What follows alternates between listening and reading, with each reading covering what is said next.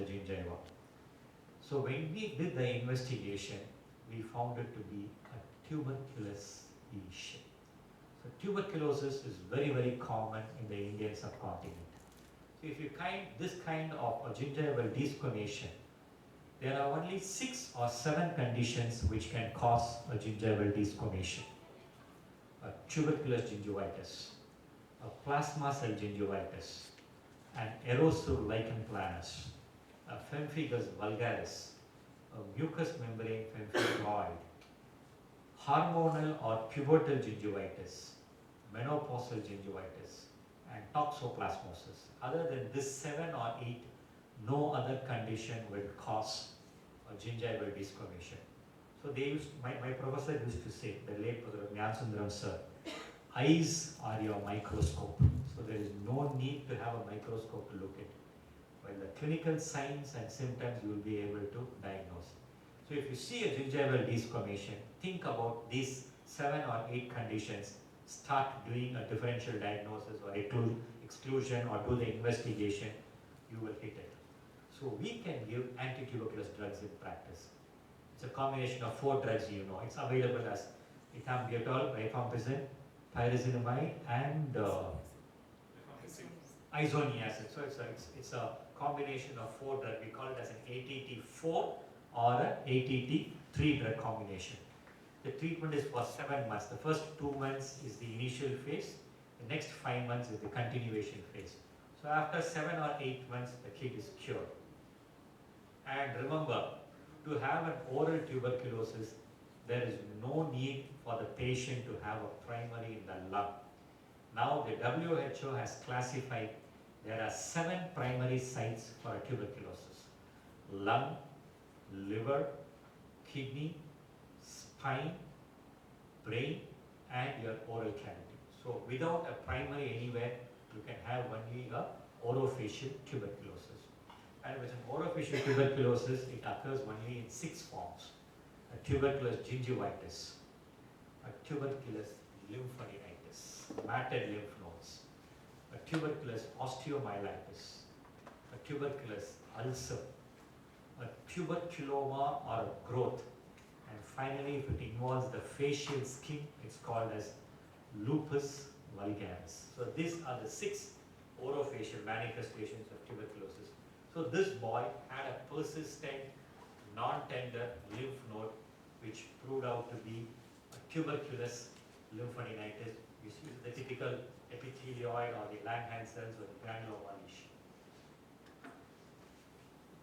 Psoriasis, where you have scaly plaques on the skin, itching with bleeding and dryness. Most of these patients will also complain of burning mouth or irritation in the mucosa. There are 3 kinds of lesions which can occur inside the oral cavity in a kid or a patient with psoriasis.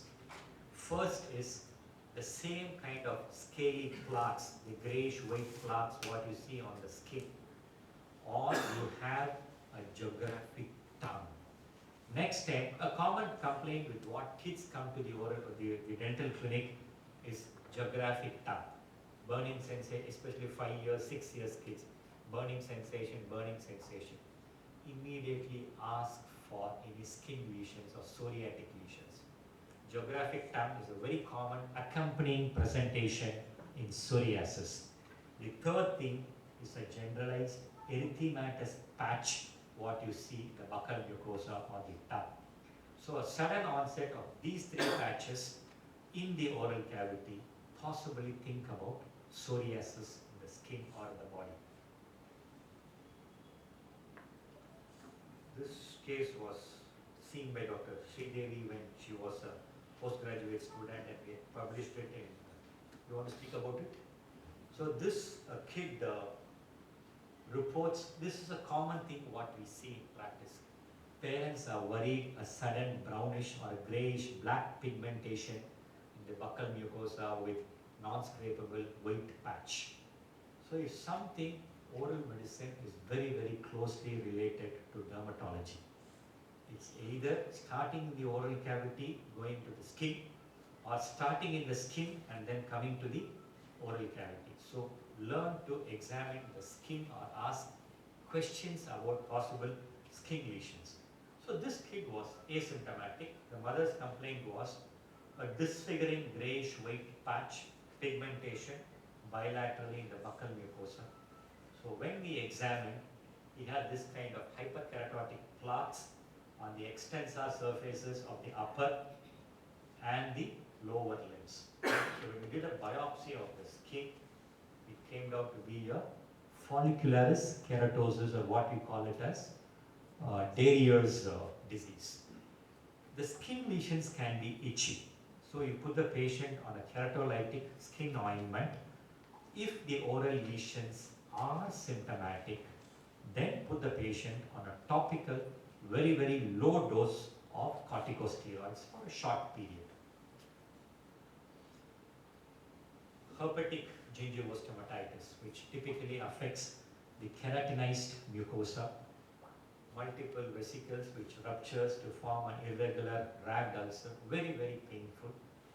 If you want to start antivirals for patients, it should be done within 48 hours after the lesions have come. Certain papers say 48 hours, certain papers say 72 hours. But let's have 48 hours.